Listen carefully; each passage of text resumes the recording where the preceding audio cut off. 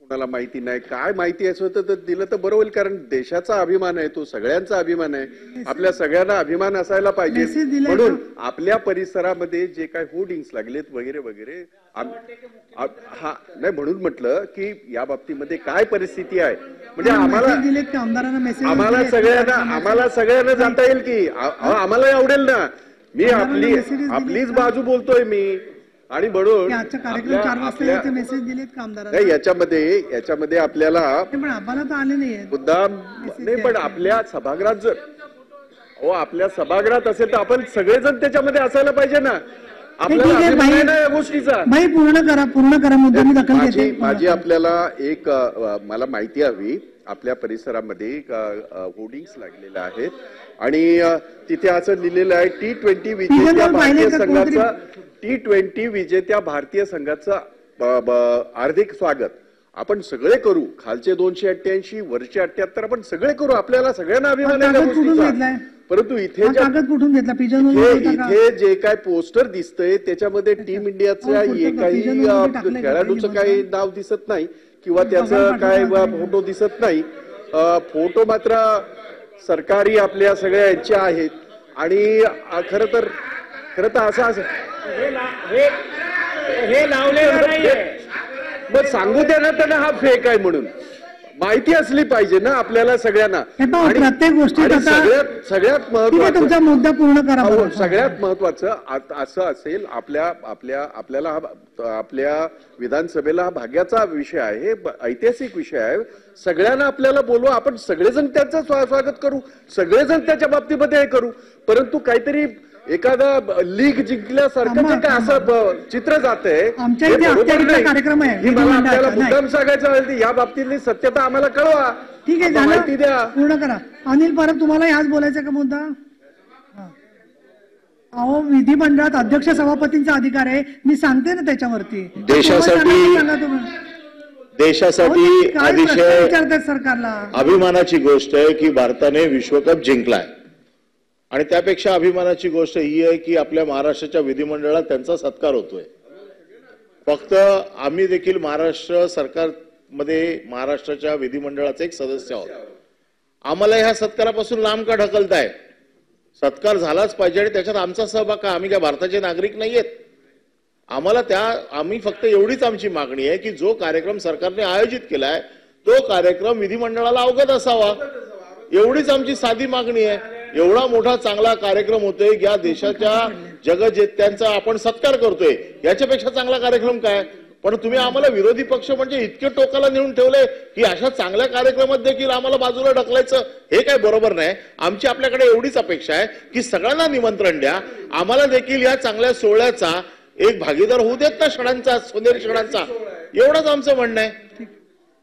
सन्माननीय प्रवीण दरेकर. नाही, आता महोदय, सन्माननीय भाई जगताप आणि अनिल परब यांचा मुद्दा राष्ट्राध्यक्ष आम्ही सहमत आहोत की अधिकृत निमंत्रण सभापती म्हणून किंवा विधिमंडळ म्हणून दोन्ही सभागृहाच्या सदस्यांना देणं अपेक्षित आहे, याच्यात काही दुमत असायचं कारण नाही. या सभागृहाचा अधिकार आहे किंवा आमचाही अभिमान आहे, परंतु आमचा पिजन पण तुम्ही अधिकृत कुठे नाही, पिजन बॉक्स मध्ये आहे का? पाहिलंय का? नाही, मी पण सभापती महोदया, माझं एवढं म्हणणं आहे की पण भाई पण ते करत असताना काल आपला देश जगजेता झाला, लाखोचा जनसमूह जागर त्या ठिकाणी उसळला होता, आपणही सगळे होतो भाई. परंतु तुम्हाला ती बसच दिसली, तुम्हाला दिसली बस, लाखोचा जनसमुदाय होता आणि एक बस गुजरातची आहे. एवढं कोत्या मनोवृत्तीचे पण राहणं बरोबर नाही. आणि आता तुम्ही सीएमचा फोटो दाखवताय, सीएमचा फोटो असणार नाही तर काय? सभापती महोदय, प्रत्येक प्रश्नावर गदारोळ करू नका, त्यांना पूर्ण होऊ दे. चांगला कार्यक्रम विधिमंडळात होतोय, तुम्ही त्यांचा होऊ द्या ना. प्रत्येक गोष्टीत विधान परिषदेत गदारोळ असं तुम्ही का करता? मुख्यमंत्र्यांचा फोटो असला सभापती महोदय, दरेकर पूर्ण करा, फोटो 2 उपमुख्यमंत्री, दरेकर पूर्ण करा. आता काय 100 फोटो, दरेकर पूर्ण करा. त्याच्यामुळे हे पहा, विरोधी पक्ष सगळे सदस्यांना मला सांगायचं, प्रत्येक गोष्टीत गदारोळ करून उत्साहावरती निर्णय टाकतात. बोलायचं आणि आपला आनंद साजरा करायच्या ऐवजी राजकारण करत बसायचं. एवढ्या कोत्या मनोवृत्तीचे होऊ नका. पूर्ण करा. एवढं त्यांनी मोठं मन दाखवलं. हो, पूर्ण आमच्या करा, जगामध्ये पूर्ण आमचा करा. देश झाला पूर्ण गेलेला करा. आहे. मी सांगते भाऊ. ठीक आहे, निमंत्रणाचा विषय आम्हाला मान्य आहे भाऊ. पूर्ण करा. हे पहा, झालं का दरेकर साहेब आपलं? कोत्या दरेकरांचं झालं का पूर्ण? हे पहा, प्रत्येक वेळेला जेव्हा कार्यक्रम होतो त्यावेळेला मी आता उभी आहे, तुम्ही खाली बसा. हे पहा, कुठलाही महत्वाचा कार्यक्रम असला की विधान परिषदेत गदारोळ होतो असं बाहेर चित्र जात आहे आणि तुम्ही कुठल्याच गोष्टी आता खाली झालं. दरेकर तुम्हाला बोलू दिलं, खाली बसा. तुम्ही खाली बसा प्लीज.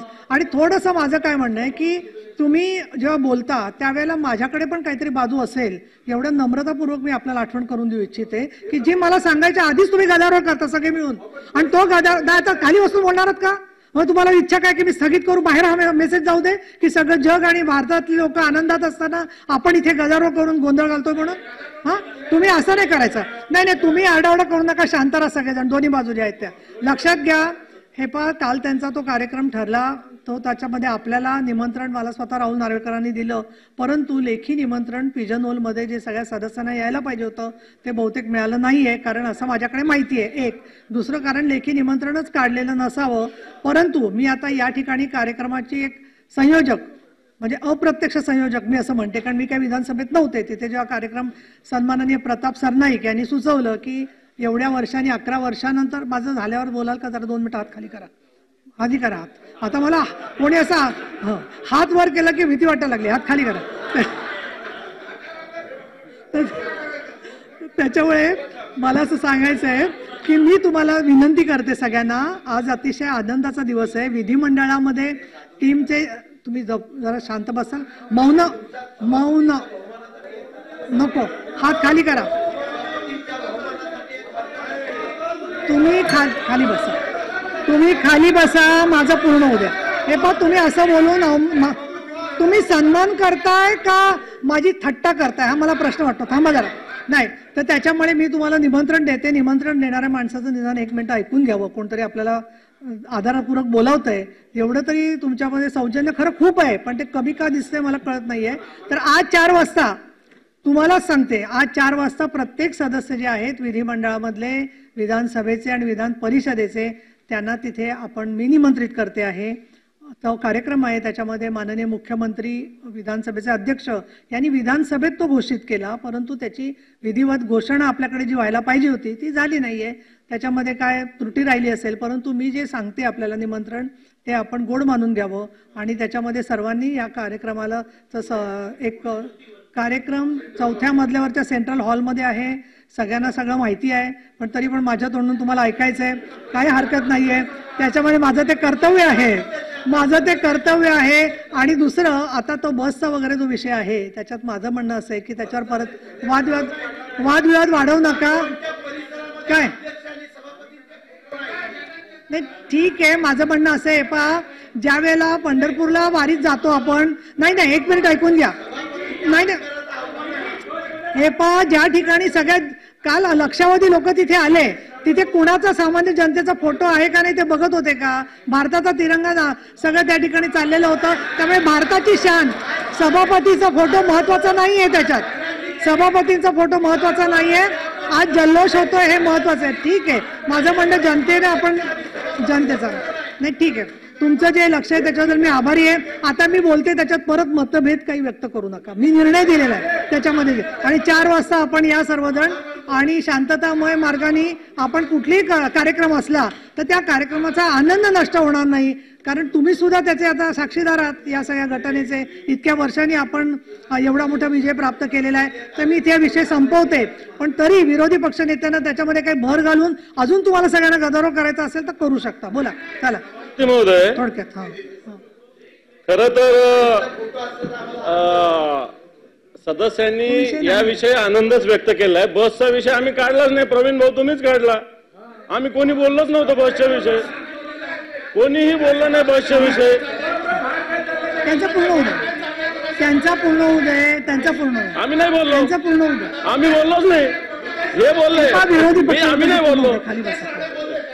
नितेश राणे बोलले, पण ठीक आहे, पण इथं आपल्या सभागृहात कोणी विषय काय म्हणणं काय पूर्ण करा. शांतता ठेवा. बाकीच्यांनी झालं का बोलणं तुमचं झालं. आता तुम्ही परत नका हो, तुम्ही नका. नको मिळाले महोदय मी आपल्या अनुमतीने एबीपी माझा, उघडा डोळे बघा नीट.